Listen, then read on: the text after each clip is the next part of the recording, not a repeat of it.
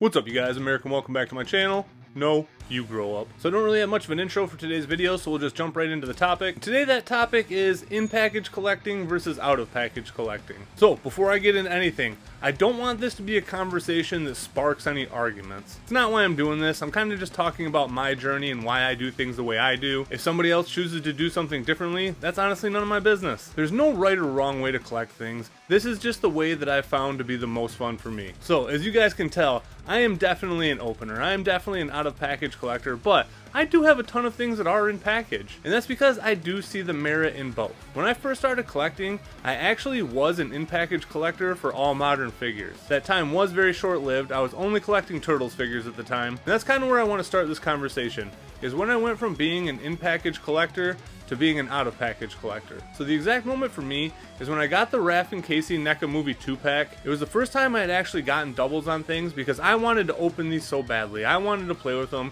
Casey's one of my favorite characters. The movie version of Casey is one of my all-time favorite versions, and there had never been a figure of this before, so of course I wanted to get it out and play with it. So when I got those 2 packs, I opened up my second one, and it changed everything for me. Up to that point, the only out-of-package figures that I had were the old school Playmates figures. I wasn't collecting any other modern lines. The only thing I was really collecting at the time was TMNT, both modern and vintage. I was collecting on-card Simpsons Playmates figures, and I was also collecting on-card X-Men Toy Biz figures. When I opened up that 2-pack, I cannot explain to you the dopamine rush that I felt. I love the way these new modern figures looked. I love the way they felt in my hands, and I was just in awe. I played with that Raph and Casey so much, and it was within a couple days after that I started opening up every other NECA figure that I had. Up to that point, I had every NECA Toon set that was out at the time, and I had all the NECA GameStop movie figures as well. So all of that stuff got opened. I started enjoying my stuff so much more, and that's kind of the first point that I want to make, is for me,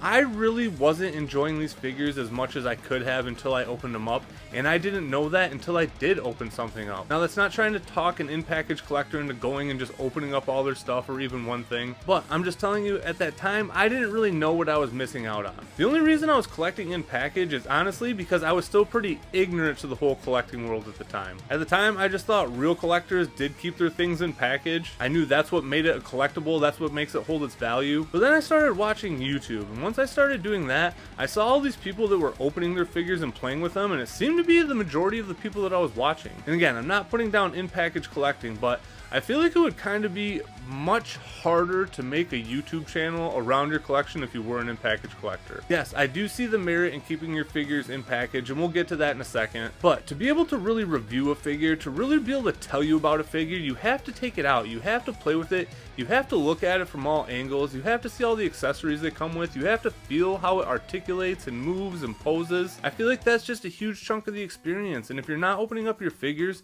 you really are just kind of missing out on that aspect. And again, maybe you're somebody who just straight up doesn't give a shit about that. Maybe you just like the way they look. You don't want to worry about posing them. You like the way they look in package. And I totally get that. That's why I like keeping some of the figures on card in package that I do have in package. For one, packaging looks awesome for the most part. There's a lot of fun packaging out there, especially with retro stuff. So a lot of my retro stuff I will keep on card because I just like the way that packaging looks. I like the way it makes me feel. It just reminds me of looking at the shelves in the toy aisle and just seeing this wall of figures. It's crazy to look back and think about like when the Turtles were on the shelves and it was literally just half an aisle of action figures of just Turtles figures. And with modern stuff, there's a lot of great packaging too. But another huge drawback of the packaging is the space that it takes up. You need a lot of room if you want to be an in-package collector. To me, displaying my collection is pretty much all of the fun. I get figures down and play with them when I'm sitting in the living room and stuff like that. For the most part, I'm just in here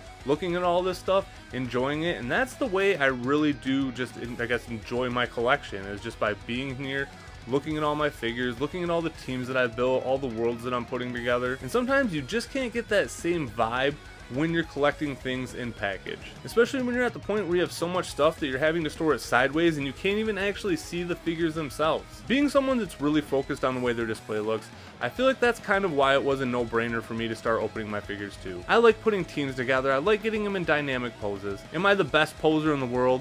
Far from it. I have a ton of figures that are just in A stance, but honestly, A stance looks pretty badass. But I like putting teams together. I like having up to 10, 12 figures on a shelf. I don't overpack my shelves. For teams like the X-Men, I want to have the blue and gold teams all on one shelf, and I can make that happen. In package, I would never be able to do that. And again, I'm not ragging on you if you do that.